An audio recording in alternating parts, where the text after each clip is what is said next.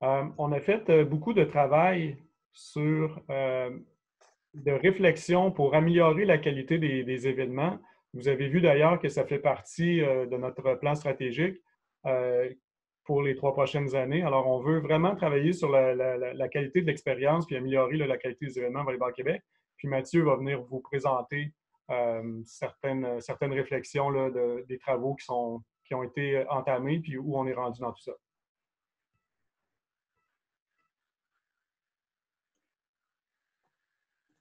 Oui, merci Martin. Bon, comme Martin vient de le mentionner, là, puis durant le temps de la pandémie, ça nous a.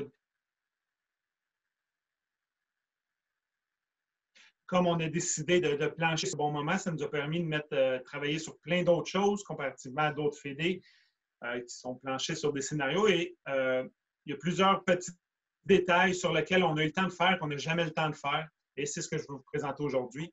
Donc, toujours dans l'objectif d'améliorer la qualité des événements à Volleyball Québec. C'est des détails, ce que je vais vous mentionner, mais chaque détail a une importance pour que tout le monde puisse vivre des expériences de qualité.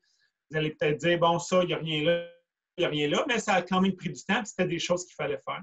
Donc, on a travaillé premièrement sur un guide de l'employé de Volleyball Québec en tournoi, autant à l'intérieur qu'en volleyball de plage. Donc, l'employé de Volleyball Québec qui est sur place, tout ce qu'il y a à faire. Donc, ses tâches, la liste de matériel, d'autres documents utiles pour le tournoi. Ça a l'air niaiseux dit comme ça, mais quelqu'un qui arrive de nouveau, ben, c'est souvent qu'on lui expliquait comment ça fonctionnait sans qu'il y avait de base. Donc, on réussissait quand même à faire de quoi bien. Mais là, d'avoir des guides, c'est là-dessus qu'on a travaillé. Même chose au niveau de l'organisateur. On est en train de travailler sur un guide de l'organisateur, autant pour ceux qui sont débutants que ceux qui, ça fait 15 ans, qui organisent des tournois intérieurs et plages.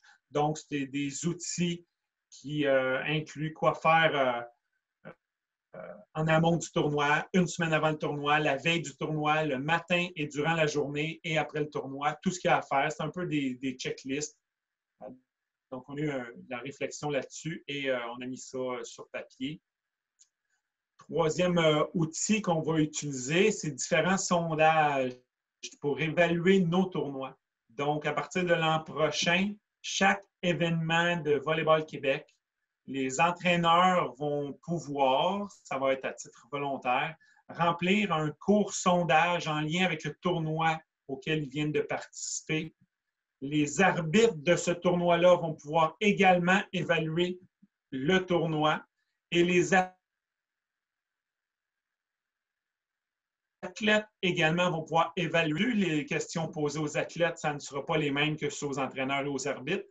Les entraîneurs et aux arbitres vont beaucoup aller vers la qualité de l'organisation du tournoi. Et puis, ça ne sera pas ciblé aux équipes, j'aime pas tel coach ou des affaires même. Ça va être sur l'organisation du tournoi dans le but de nous aider à offrir des meilleurs événements pour tout le monde. Autre chose sur laquelle on a travaillé avec l'APA-VQ, sur un rapport d'évaluation d'un superviseur d'arbitre. Ça ne touchera pas grand monde ici. Par contre, puis ça va arriver presque, ça va être pertinent dans presque jamais. Par contre, je vous donne un exemple.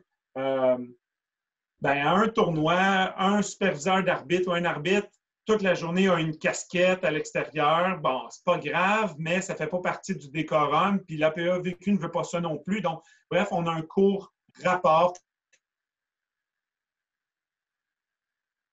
que l'employé sur place remplit, fait parvenir à l'APA-VQ pour qu'il puisse avoir un dossier de ce qui se passe, qui dans 95 % du temps va bien aller. Donc, on a travaillé avec l'APA-VQ. Ça va être en force cette année.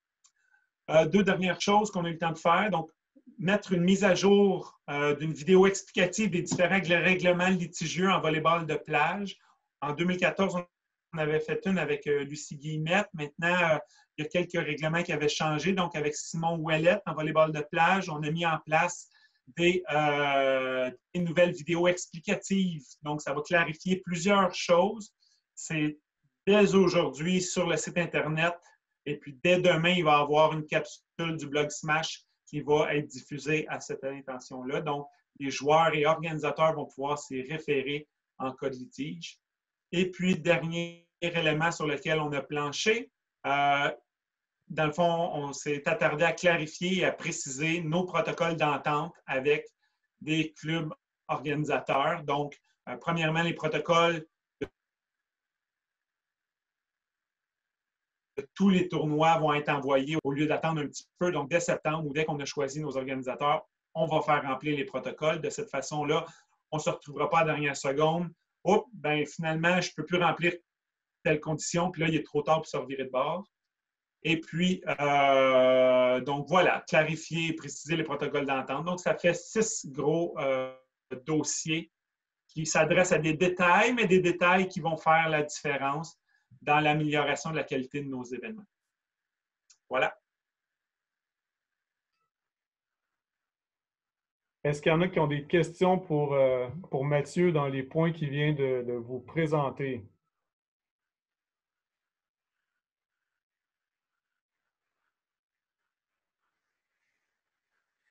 Alors, en l'absence de questions, on va passer au prochain point. Et pour que tout le monde attire votre attention là-dessus, là, si jamais vous avez des questions, n'hésitez pas à les mettre aussi dans le chat. On va faire un suivi pour les questions qu'on n'aura pas eu le temps de prendre ce soir. Et il y aura une période de varia aussi à la fin. Peut-être qu'on pourra ramener certaines des questions si le temps nous le permet. Alors, voilà, merci Mathieu.